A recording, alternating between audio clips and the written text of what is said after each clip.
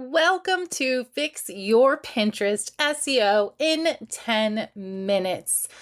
So, if we have not met yet, hello, my name is Jess, and I am also known as the Pinterest.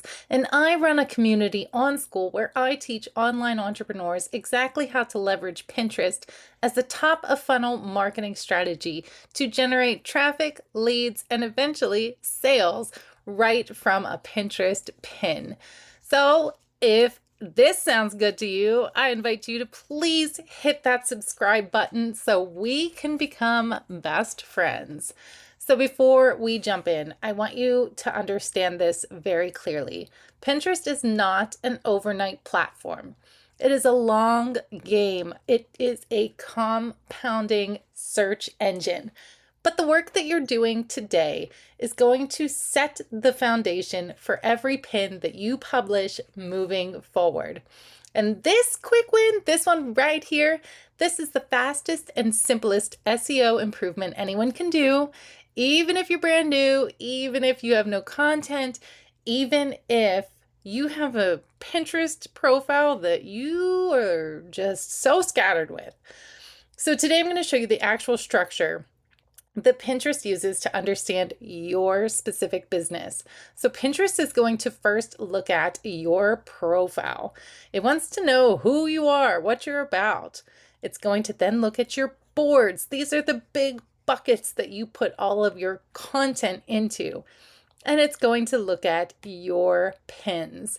And we today are going to give Pinterest a clear, clean, keyword-rich roadmap so it knows exactly who to send your content to. So no, this is not a hack. Get out of here with that word. This isn't a post this and get traffic by tomorrow situation. I will never lie to you. This is about tightening up your SEO backbone so that in 30, 60, 90 days, your pins index better, they rank better, and they get found by the people that are searching for exactly what you teach or sell. This is not about going viral. This is not about chasing vanity metrics. This is about a strategy that is going to get you more qualified eyeballs on your content. So the first step that I want you to do is look at your username.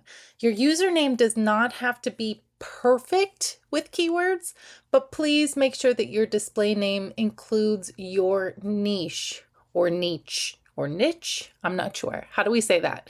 Can we just pick one? So this is the part that Pinterest is actually indexing, and it is that right there that's circled. So the best formula I can give you is use your name or your brand. If your brand is your name, if you are your brand, use that. If you have a brand name, use that. And then have some sort of division. In this example, you can see that there's this line here. I'm not sure the technical term for it, but you can also use a dot or a dash, something that discriminates the beginning from the end. And then after that, have your primary keyword or your niche in there. Even better if you say who you help, you're literally calling your audience out right there in your username. So this is why though, because Pinterest reads this display name to understand what lane you're in. If Pinterest does not know what lane you're in, it cannot distribute you to the right people. Step 2 is your bio description. Your bio is not a cute autobiography. It's not. Do not be adorable here.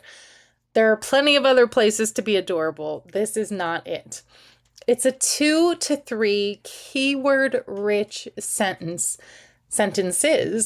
that tell Pinterest exactly who you serve and what transformation you support. Use the formula, I help blank, aka specific person, target audience, ideal avatar, whatever you use,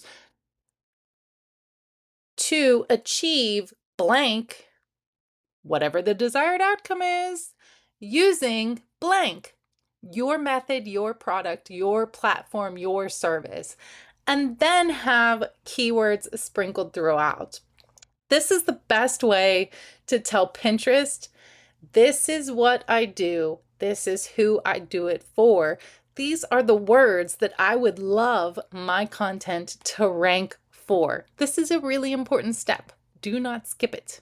So now we're moving into the boards, right? This is sort of the second part. So your board SEO.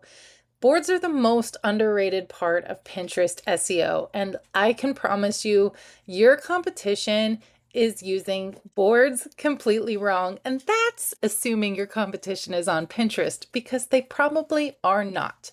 Your board needs 3 things. First is a clear keyword-based board name.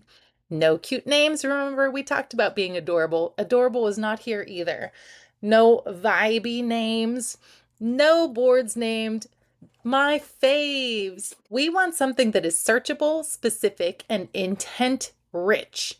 So the next part is a board description using 1 to 2 sentences. So use the formula, this board shares blank topic related to blank keyword, so you can blank desired transformation. And then the third part of board SEO is ensuring that your board actually contains only the content that is related to that keyword. One of the biggest mistakes is confusing Pinterest because your board says one thing, your pins say another, your bio says a third, and your title, your username says a fourth. If your profile is not in alignment, Pinterest is not going to understand what you do and who you serve. All right, now we're in step 4, and this is the one change that probably makes the biggest difference, and it's also highly ignored. So here is your pin SEO breakdown. The first part is the pin title. It needs to be keyword rich and to deliver a clear promise. Some of the best ways you can do this is use your keyword. So imagine my keyword is self-confidence, and the clear promise could be how to build self-confidence as a woman. Okay, I'm calling out who I want to talk to. I'm using the keyword, and I'm promising something with my pin title. This makes people want to click that pin to learn more. So your second part is going to be your pin description. I recommend, if you're just starting out, or if you're trying to reignite your Pinterest profile, be very concise here. You can expand your descriptions up to 800 characters, but it's really unnecessary if you're trying to teach Pinterest. You want to keep it actually shorter and more specific if you're teaching Pinterest who you are and who to show your content to. 3 sentences is plenty. Your first sentence should actually clearly state what the pin is about and use your main keyword. The second sentence, you can add secondary keywords naturally. This is where your long tails can come in. And then the third sentence should include a tiny teaser of what they're going to get on the landing page. You can even put in an SEO right there. As I looked at the word SEO and I said the word SEO. You could put in a call to action or a call to value in your last sentence. And then the third part of pin SEO is going to be your alt text. This describes the image, not your SEO strategy. So, for example, if I had a pin, I would say it's a pink overlay of a image with a laptop on a desk. The text on the screen reads Pinterest SEO tips for beginners. The subtext on the image reads click to, learn more, and then it'll have a website, right? So that's an example of alt text. It's incredibly important for SEO, and it's amazingly helpful for those individuals that rely on alt text. So here is an example of a Pinterest profile that is doing it all correctly. So first we have their username, and their username starts with dog training tips. I love dogs. You'll see a lot of dog related material in my videos and in my content. So we have dog training tips as the username. We have dog training tips inside of the bio. We have dog training tips as a board itself. And then we also have dog training here in a pin. So this is a beautiful example of how a cohesive profile all stays in alignment and all has the same keyword in it.